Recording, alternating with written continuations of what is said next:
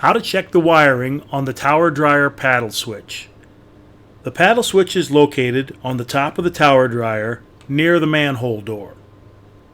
To check the wiring of the paddle switch, remove the cover and first verify the fail-safe switch is in the L or lower position. In this picture, it should be down.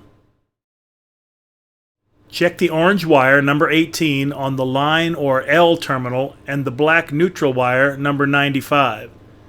This will always be 24 or 28 volts DC. We can see that the wire number 18 is jumped over to the 2C terminal. Check for 24 volts here as well.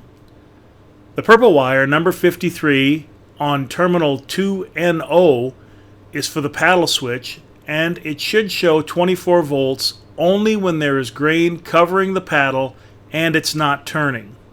When there is no grain covering the paddle and the sensor is turning, it will be in the normal position and will be open, and there will be no voltage at that point.